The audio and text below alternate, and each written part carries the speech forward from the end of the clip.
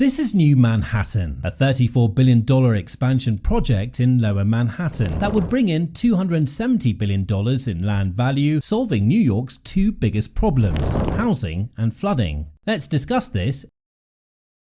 Between 2010 and 2023, new job opportunities in NYC have increased by 22%. Meanwhile, available housing increased by 4% in that same time period. There's a severe housing shortage, and that's why housing prices and rent in Manhattan, including New York City, are skyrocketing. The situation is so severe that renting a studio apartment would cost you $3,550, while a family renting a 4-bedroom apartment would need to make upwards of $9,000 just for rent. It's not rocket science. New York and Manhattan need more land, and the land they need would have to be elevated above the sea level to protect against another major problem that's threatening Lower Manhattan: storm surges. Experts estimate that by 2050, about 37% of Lower Manhattan will be underwater because of storm surges. Not only will Manhattan lose billions of dollars in real estate damages, but it will also suffer major life losses. Rutgers professor Jason Barr, who proposed a solution to both these problems, pointed out that Superstorm Sandy in 2012 and Hurricane Ida in 2021 demonstrated how devastating surges and flooding can be, and yet little action has been taken on that front, and housing prices continue to rise. And of course, the solution to this growing problem can't be minor changes here and there. Manhattan needs large-scale initiatives to fix the problem. That's why he proposed a 1,760-acre expansion project that would increase Manhattan's real estate, offering housing for around 250,000 people.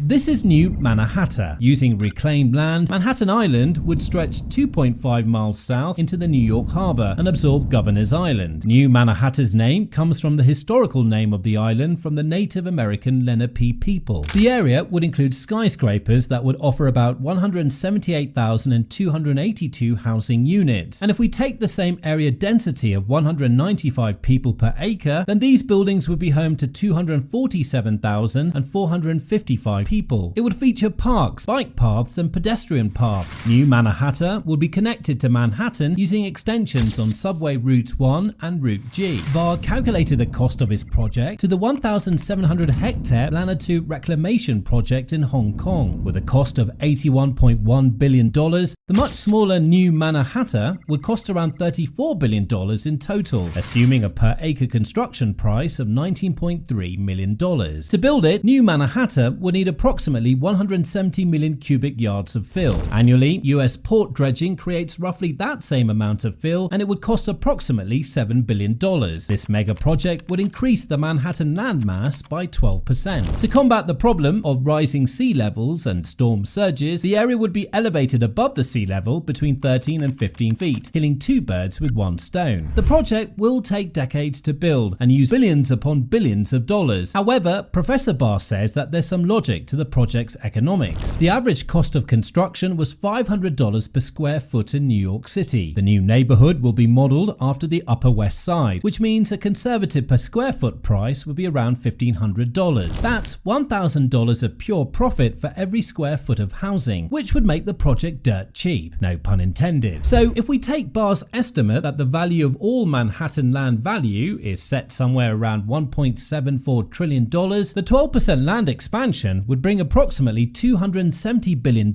in just land value. Ka-ching! In the 1600s, the Dutch inhabited New Amsterdam, located on the tip of the island, but it looked nothing like today's Manhattan. Back then, New Amsterdam was bound by Pearl Street and Greenwich Street. On the north of New Amsterdam, there was a border, a 12-foot high wall where today's Wall Street is. But over the next 2 centuries, people began creating landfills and expanding the colony. By the 1800s, the people dumped so much waste into the Hudson that people could begin construction on the top of the landfill. As if by magic, 137 acres of land had been added to Manhattan. The British, on the other hand, wanting to bolster their military defenses, began building dirt platforms off the Manhattan shore. In fact, the famous Castle Clinton was constructed on top of a small man-made island next to the shore. The Battery was built on a landfill in the 1850s, while Battery Park City was an expansion from the 1970s over a century later. East River River Park was also constructed on one of these landfills. As you can see, Jason Barr's proposal was something Manhattan had never seen before. In fact, 3 other visionaries have proposed Manhattan expansion projects in the past 100 years. Kenneth Thompson proposed his Greater New York expansion in 1911. His was even more radical, proposing New York expand Manhattan Island and fill in the East River, along with a new island in New York Bay. If completed, this plan would have added 50 square miles of land to NYC. The proposal was never accepted, and it stayed dormant for about a century. However, in 2011, Vishaan Chakrabarty from Columbia University proposed a different expansion plan. East River Park was also constructed on one of these landfills. His proposal was simple: expand Manhattan to encompass Governor's Island, where most New Yorkers go for picnics. The new neighborhood would be called Lolo. This new proposal followed the old fate of its predecessor. Jason Barr's proposal seems highly logical, but we all know that logical solutions aren't always the best solutions.